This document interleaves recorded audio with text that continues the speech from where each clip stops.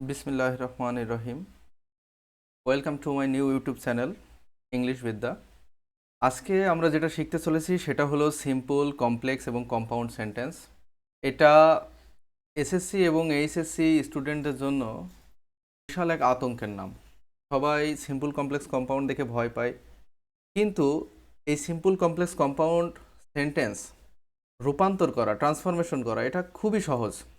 আমরা খুবই ইউনিক টেকনিকের মাধ্যমে সিম্পল, কমপ্লেক্স, কম্পাউন্ডটা শেখার চেষ্টা করব।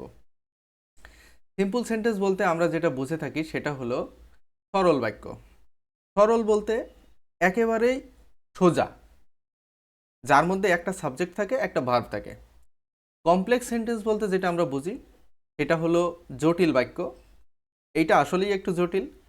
এখানে দুইটা সাবজেক্ট থাকে, দুইটা ভার্ব থাকে এবং একটি কনজাংশন থাকে। কম্পাউন্ড সেন্টেন্স এটা খুবই সহজ। কম্পাউন্ড সেন্টেন্সে ওই সেম কমপ্লেক্স সেন্টেন্সের মতোই দুইটা সাবজেক্ট থাকে, দুইটা ভার্ব থাকে এবং সেন্টেন্সটি দেখলেই চেনা যায়, কারণ এর মধ্যে অ্যান্ড, বাট অথবা অর এই তিনটা কোঅর্ডিনেট কনজাংশন দ্বারা এই সেন্টেন্সটি যুক্ত থাকে। কমপ্লেক্স কম্পাউন্ড সেন্টেন্স শেখার ক্ষেত্রে এই ছকটি খুবই গুরুত্বপূর্ণ। এই ছকে আমরা দেখতে পাচ্ছি সিম্পল সেন্টেন্স এর সাবজেক্ট একটা, ভার্ব একটা, কোনো কনজাংশন থাকে না। কমপ্লেক্স সেন্টেন্সে দুইটা সাবজেক্ট, দুইটা ভার্ব এবং কনজাংশন একটা থাকে। এই কনজাংশন অনেক রকম হতে পারে, সিন্স হতে পারে, বিকজ হতে পারে, হোয়েন হতে পারে, হোয়ার হতে পারে, এটসেট্রা। কম্পাউন্ড সেন্টেন্সও কমপ্লেক্স সেন্টেন্সের মতোই দুইটা সাবজেক্ট থাকবে, দুইটা ভার্ব থাকবে এবং অ্যান্ড, বাট, অর দ্বারা কম্পাউন্ড সেন্টেন্স যুক্ত থাকবে। Simple sentence. What is a simple sentence? A simple sentence contains one independent clause. An independent clause contains a subject and a verb and expresses a complete thought. আমরা একটি উদাহরণের মাধ্যমে বিষয়টা পরিষ্কার হতে পারি। The dog eats food. কুকুরটি তার খাবার খায়। এই সেন্টেন্সটিতে সাবজেক্ট হলো দ্য ডগ, ভার্ব হলো ইটস এবং অবজেক্ট হলো ইটস ফুড। এটা একটি সিম্পল সেন্টেন্স। এটা বোঝার উপায় কি? বোঝার উপায় হলো, আমি আগেই ছকের মাধ্যমে বর্ণনা করেছি যে সিম্পল সেন্টেন্সে একটি সাবজেক্ট থাকবে। যেমন এখানে সাবজেক্ট হলো দ্য ডগ, একটি ভার্ব থাকবে, ভার্ব হলো ইট, আর কোনো কিছু থাকার দরকার নেই। সেখানে অবজেক্ট থাকতেও পারে বা এক্সটেনশন থাকতে পারে। শুধুমাত্র আমরা একটি সাবজেক্ট এবং একটি ভার্ব থাকলে আমরা বুঝে নেব এটা একটি সিম্পল সেন্টেন্স। তাহলে কমপ্লেক্স সেন্টেন্স কি?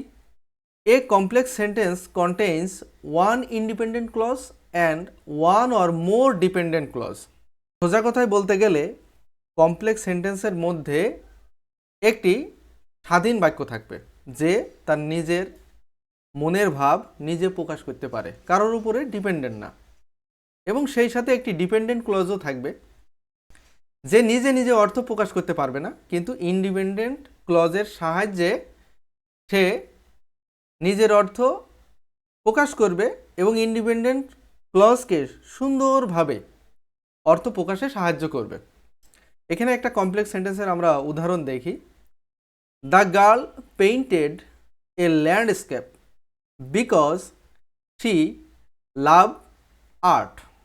এখানে দেখা যায়, এখানে the girl painted a landscape, মেয়েটি একটা ল্যান্ডস্কেপ পেইন্ট করেছিল। এটি কিন্তু নিজের অর্থ নিজে প্রকাশ করতে পারে। আমি যদি বিকজ শি লাভড আর্ট কথাটা নাও লিখি, তবুও এটা একটি সেন্টেন্স হয়ে গেছে সুন্দরভাবে। কিন্তু এইটা যদি না থাকে, আমি যদি শুধু বলি বিকজ শি লাভড আর্ট, কারণ সে আর্ট করতে ভালোবাসত, এইটা দ্বারা কিন্তু কখনোই একটা সম্পূর্ণ মনের ভাব প্রকাশ পায় না। সে আর্ট করতে ভালোবাসতো, তাতে আমার কি? সেটা দিয়ে আমি কি করব? কিন্তু যখনই আমি বলি the girl painted a landscape because she loved art, একটা গার্ল একটা ল্যান্ডস্কেপ পেইন্টেড করেছিল কারণ সে আঁকতে ভালোবাসতো। এখানে কিন্তু কথাটা একেবারেই পরিষ্কার। এখানে আমরা সেই যে ছকে দেখে এসেছিলাম যে দুইটি সাবজেক্ট, দুইটি ভার্ব এবং একটি কনজাংশন থাকে। দেখি কমপ্লেক্স সেন্টেন্সের মধ্যে সেটা আছে কিনা। এখানে দ্য গার্ল একটি সাবজেক্ট, শি একটি সাবজেক্ট, তাহলে হয়ে গেল আমার দুইটা সাবজেক্ট। পেইন্টেড একটা ভার্ব, লাভড একটা ভার্ব, তাহলে হয়ে গেল আমার দুইটা ভার্ব এবং একটি মাত্র কনজাংশন আছে বিকজ। এটা থেকে আমি বুঝতে পারলাম এটা একটা কমপ্লেক্স সেন্টেন্স। এখন মনের ভিতর প্রশ্ন আসতে পারে যে এইটা সিম্পল সেন্টেন্স হলো না কেন? সিম্পল সেন্টেন্স এই জন্য হয়নি কারণ এখানে সিম্পল সেন্টেন্সে একটি সাবজেক্ট এবং একটি ভার্ব থাকতে পারে, কোনো কনজাংশন থাকতে পারে না। এখানে তো কনজাংশন আছে, তার মানে এটা সিম্পল সেন্টেন্স হতেই পারে না। আবার মনে প্রশ্ন আসতে পারে এটা কম্পাউন্ড সেন্টেন্স হলো না কেন? এখানে কম্পাউন্ড সেন্টেন্স হয়নি কারণ অ্যান্ড বাট অর নাই, দুইটা সাবজেক্ট আছে, দুইটা ভার্ব আছে, কনজাংশনও আছে, বাট কনজাংশনটা অ্যান্ড বাট অর নয়, এই জন্য এটা কম্পাউন্ড সেন্টেন্স নয়। আমি এতবেলা যত দূর আলোচনা করেছি আপনারা হয়তো বা কম্পাউন্ড সেন্টেন্স অলরেডি বুঝে ফেলেছেন, তারপরেও আমি একটা উদাহরণের মাধ্যমে বলি। দ্য ফ্রেন্ডস প্লেড চেস, বন্ধুরা দাবা খেলছিল। And they enjoyed the sunny day, তারা এই সানি ডেকে উপভোগ করেছিল। এখানে দেখেন দুইটা সাবজেক্ট আছে, একটা হলো দ্য ফ্রেন্ডস আর এখানে দে, দুইটা সাবজেক্ট। ভার্ব দেখেন প্লেইড আছে এবং ভার্ব দেখেন এনজয়েড আছে, তাহলে দুইটা ভার্ব পেলাম এবং অ্যান্ড বাট অর দ্বারা যুক্ত আছে, তাহলে আমি পেয়ে গেলাম এটা একটি কম্পাউন্ড সেন্টেন্স। এখন নতুন পাঞ্চুয়েশনের নিয়ম অনুযায়ী অ্যান্ড বাট এগুলো ইউজ করলে তার আগে কমা দেওয়া হয়।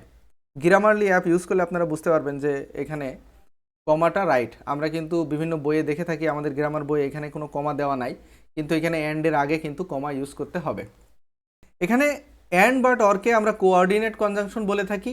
অ্যান্ড বাট অর এইটা হলো কোঅর্ডিনেট কনজাংশন। একটা compound sentence and but or এই তিনটা কোঅর্ডিনেট কনজাংশন তারা যুক্ত থাকবে। Identifying simple, complex and compound sentences. এখানে প্রথম উদাহরণটি দেখা যাক। দ্য ডগ বার্কস, কুকুর ঘেউ ঘেউ করে। কথাটা দেখে মনে হচ্ছে এটা খুবই সহজ একটা কথা বলে ফেললাম, খুবই সরল বাক্য। সেন্টেন্স দেখলেই বোঝা যায় এটা একটা সিম্পল সেন্টেন্স। কেমনে? এখানে দ্য ডগ সাবজেক্ট এবং বার্কস ভার্ব, একটা সাবজেক্ট আছে একটা ভার্ব আছে, কোনো কনজাংশন নাই, তার মানে এটা তো সিম্পল সেন্টেন্স, এটা পানির মতো সহজ। কিন্তু সাথে যদি আমি একটা ডিপেন্ডেন্ট ক্লজ লাগাই দিই, the dog barks because it is happy, কুকুরটা ঘেউ ঘেউ করে কারণ সে খুব সুখে আছে, খুব আনন্দে আছে, আনন্দে ঘেউ ঘেউ করছে। এখানে দেখেন দ্য ডগ সাবজেক্ট একটা সাবজেক্ট, ইট আর একটা সাবজেক্ট, তাহলে পেয়ে গেলাম দুটো সাবজেক্ট। বার্কস একটা ভার্ব, এখানে ইজ আর একটা ভার্ব, পেয়ে গেলাম দুটো ভার্ব এবং মাঝখানে বিকজ আছে, এটা একটা কনজাংশন। তাহলে আমরা জানি দুইটা সাবজেক্ট এবং দুইটা ভার্ব এবং একটা কনজাংশন দ্বারা যদি যুক্ত থাকে তাহলে সেটা কমপ্লেক্স সেন্টেন্স। এবার আসি কম্পাউন্ড সেন্টেন্সে। এখানে দ্য ডগ ভার্ব, এখানে ইট ভার্ব, তাহলে পেয়ে গেলাম দুইটা সাবজেক্ট। এখানে বার্কস ভার্ব, এখানে ওয়ার্কস ভার্ব, তাহলে পেয়ে গেলাম দুটো ভার্ব এবং অ্যান্ড দ্বারা যুক্ত আছে।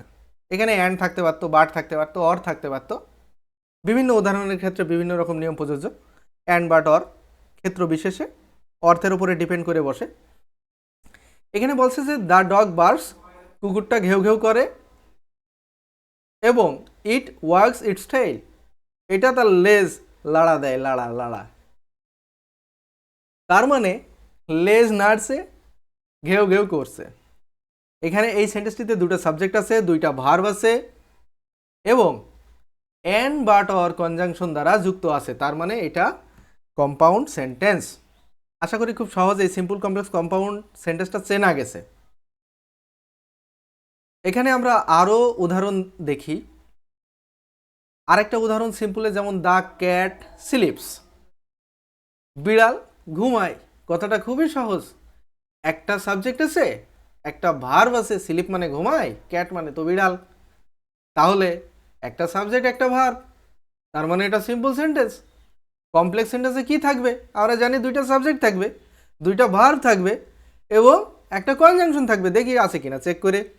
দ্য ক্যাট হলো সাবজেক্ট একটা, ইট হলো একটা সাবজেক্ট, তাহলে পেয়ে গেলাম দুটো সাবজেক্ট, এবার দুটো ভার্ব দরকার।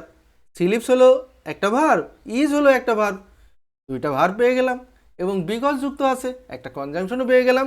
তার মানে এইটা না সিম্পল না কম্পাউন্ড, এটা কমপ্লেক্স সেন্টেন্স। এইবার কম্পাউন্ড সেন্টেন্সে আসি। দ্য ক্যাট একটা সাবজেক্ট পেয়েছি, ইট একটা সাবজেক্ট পেয়েছি, দুইটা সাবজেক্ট পেয়েছি এবং অ্যান্ড দ্বারা যুক্ত আছে। তার মানে আমার বোঝা কিন্তু হয়ে গেছে যে এটা একটা কম্পাউন্ড সেন্টেন্স। এটা সিম্পলও হতে পারে না, এটা কমপ্লেক্সও হতে পারে না, কারণ অ্যান্ড বা ডট দ্বারা যুক্ত আছে। আপনাকে অসংখ্য ধন্যবাদ মনোযোগ দিয়ে ভিডিওটি দেখার জন্য। পরীক্ষাতে 100% আসবে এমন কয়েকটি সিম্পল কমপ্লেক্স কম্পাউন্ডের নিয়ম আমি শেখাবো, কোনো প্রকার রুলস ছাড়া, স্ট্রাকচার ছাড়া। বেশি শিখিয়ে মাথা নষ্ট করব না, শুধুমাত্র যেগুলো আসবে সেইগুলো খুব সহজ টেকনিকে শেখাবো। আশা করি উপকৃত হবেন, তাই সাবস্ক্রাইব করে ঘন্টা বাজান।